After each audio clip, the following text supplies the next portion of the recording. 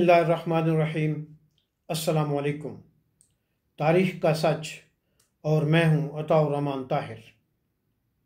1 अप्रैल 1937 को सूबा सरहद के पहले मुंतखब वज़ीर-ए-आज़म की हैसियत से हल्फ उठाने वाले साहबजादा सर अब्दुल क़य्यूम ख़ान 12 दिसंबर 1863 को मौजूदा ज़िला स्वाबी के शहर टोपी में एक मजहबी घराने में पैदा हुए। आपके वालिद साहबजादा अब्दुल रऊफ़ लोधी ख़ानदान, जबकि वालिदा ज़ैनब का ताल्लुक सैयद ख़ानदान से था। आपकी उम्र सिर्फ 3 साल थी कि वालिदा का इंतकाल हो गया।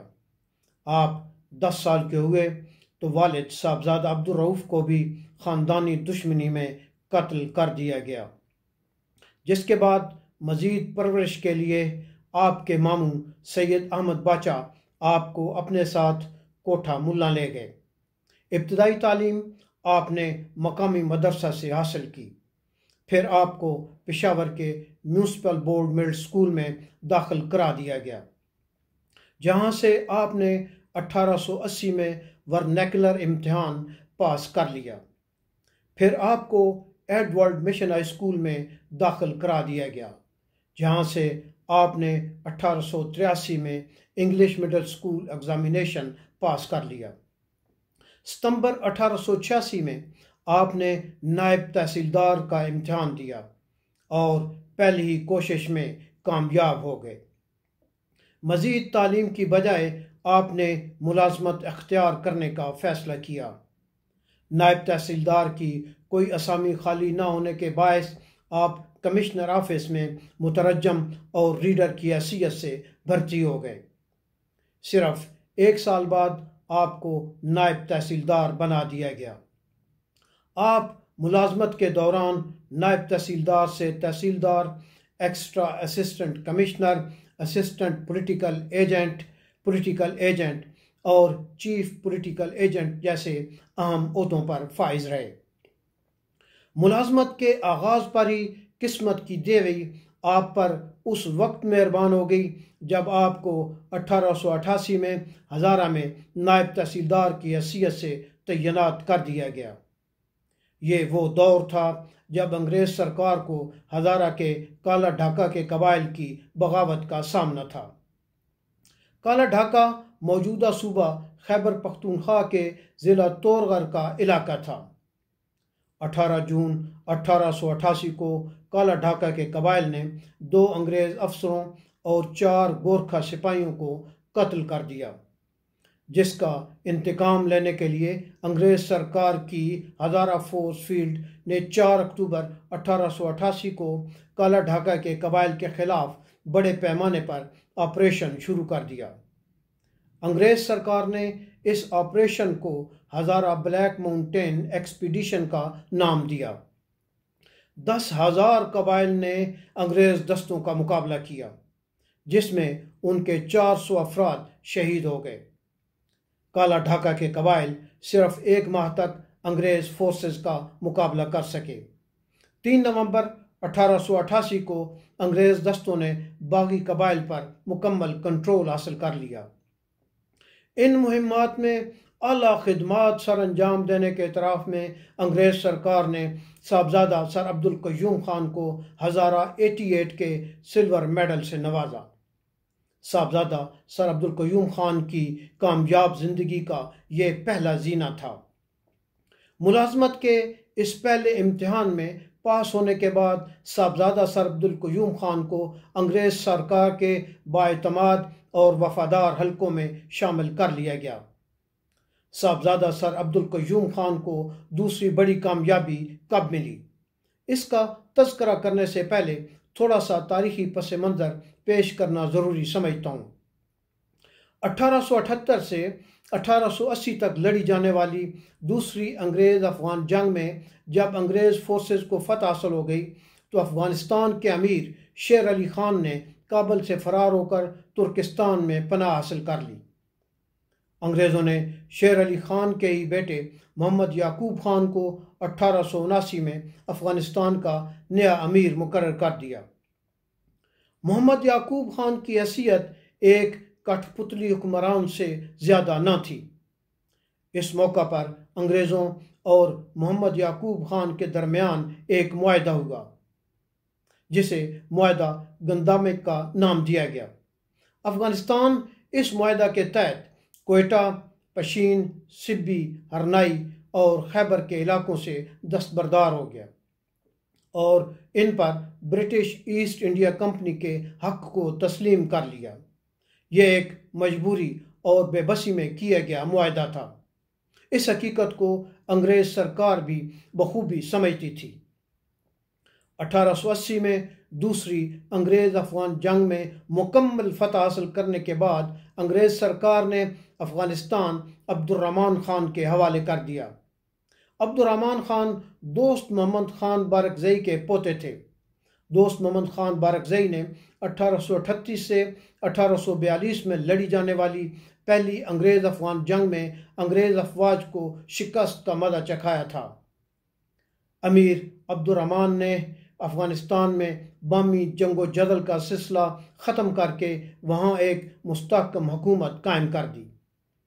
अमीर अब्दुर्रहमान के इक़्तिदार संभालने के तकरीबन 13 साल बाद अंग्रेज़ सरकार ने मोहम्मद याकूब खान के साथ किए गए सरहदी मुआहदा गदामत की तजदीद को ज़रूरी समझा, जिसमें अफ़गानिस्तान कोयटा, पशीन, सिब्बी, हरनाई और खैबर के इलाकों से दस्तबरदार हो गया था। अमीर अब्दुर्रहमान खान के साथ गुफ्तो शुनीद और ताज़ा तरीन टर्म्स एंड कंडीशंस तय करने के लिए अंग्रेज़ सरकार ने साहबजादा सर अब्दुल क़य्यूम खान का इंतखाब किया। ये उन पर अंग्रेज़ के एतमाद का दूसरा बड़ा सबूत था। नए मुआहदा पर दो तरफ़ा मुज़ाकरात के लिए कबायली इलाका पारा चनार का इंतखाब किया गया, जो खोस्त के बहुत करीब था। मुज़ाकरात में अंग्रेज़ सरकार की तरफ से ब्रिटिश इंडिया के वज़ीर बराए ख़ारजा अमूर मोर्टिमर ड्यूरेंट और साहबजादा सर अब्दुल क़य्यूम खान, जबकि अफ़गानिस्तान की नुमाइंदगी खोस्त के साबिक़ गवर्नर शीर दिल खान और साहबजादा अब्दुल लतीफ़ ने की। 12 नवंबर 1893 को मुआहदा हो गया। मुआहदा गदामत की तजदीद के साथ अफ़गानिस्तान और ब्रिटिश इंडिया के बॉर्डर्स को हतमी तस्लीम कर लिया गया, जिसे मोर्टिमर ड्यूरेंट की निस्बत से ड्यूरेंट लाइन का नाम दे दिया गया। यूं पश्तून मुस्तकिल तौर पर तकसीम होकर दो अलग-अलग मुमलिकतों का हिस्सा बन गए। मुज़ाकरात में अफ़गानिस्तान की तरफ से हिस्सा लेने वाले साहबजादा अब्दुल लतीफ़ वही साहबजादा अब्दुल लतीफ़ थे जिन्हें कादियानियत अख्तियार करने पर 14 जुलाई 1903 को खोस्त में संसार करके हलाक कर दिया गया था, जिन्हें गुलाम अहमद कादियानी ने शहीद अव्वल करार दिया और उनकी शख्सियत पर 2 किताबें तसनीफ़ कर डाली। साहबजादा अब्दुल लतीफ़ कादियानी के साहबजादा सर अब्दुल क़य्यूम खान के साथ बहुत गहरे तल्लुकात थे। ये सवाल कि क्या साहबजादा सर अब्दुल क़य्यूम खान भी कादियानी थे, इस बारे में कोई हतमी राय देना या कायम करना बहुत मुश्किल है। हाँ, ये बात हतमी और शक्को शुबा से बालातर है कि उनके चचाजाद भाई साहबजादा अब्दुल लतीफ़ के दामाद शमसुद्दीन खान और उनकी बेटी यानी साहबजादा सर अब्दुल क़य्यूम खान की भतीजी अमातुल अजीज़ बेगम सिक्का बन कादियानी थे। शमसुद्दीन खान 14 फरवरी 1969 को इंतकाल कर गए। वो अपनी मौत तक खैबर पख्तूनख्वा की कादियानी जमात के सरबराह रहे। उनका जनाजा भी उस वक्त के कादियानी खलीफा मिर्ज़ा नासिर अहमद ने पढ़ाया था और उनकी तदफीन भी रबवा के बहिश्ती मकबरा में की गई थी। साहबजादा सर अब्दुल क़य्यूम खान का शुमार सूबा सरहद के दूसरे चीफ कमिश्नर सर जॉर्ज रोज कैपल के करीब तरीन और मोतमिद ब्यूरोक्रेट्स में होता था। सर जॉर्ज रोज कैपल जब कुर्रम और खैबर में political agent to the governor general की हैसियत से अहम जिम्मेदारियां सर अंजाम दे रहे थे, उस वक्त साहबजादा सर अब्दुल क़य्यूम खान उनके साथ तहसीलदार और असिस्टेंट पॉलिटिकल एजेंट के तौर पर काम कर रहे थे। यही वो मौका था जब सर जॉर्ज रोज कैपल साहबजादा सर अब्दुल क़य्यूम खान की सलाहियतों और उनकी अंग्रेज़ से गैर मशरूत वफादारियों के मुतरफ़ हो गए। 1913 में पेशावर में कायम होने वाला पहला बड़ा तालीमी इदारा इस्लामिया कॉलेज इन दोनों की दोस्ती का अनमिट और लाजवाब सबूत आज भी मौजूद है। सर जॉर्ज रोज कैपल 1919 तक सूबा सरहद के चीफ कमिश्नर रहे। साहबजादा सर अब्दुल क़य्यूम खान पर उनके एतमाद का ये आलम था कि 1921 में जब ताज बरतानिया ने सर जॉर्ज रोज कैपल को वायसराय हिंद बनाने का फैसला किया तो उन्होंने वायसराय हिंद बनने की पेशकश को इस बात से मशरूत कर दिया कि साहबजादा सर अब्दुल क़य्यूम खान को सूबा सरहद का चीफ कमिश्नर बना दिया जाए। जिंदगी ने वफा न की और सर जॉर्ज रोज कैपल 11 दिसंबर 1921 को इस फानी दुनिया से चल बसे।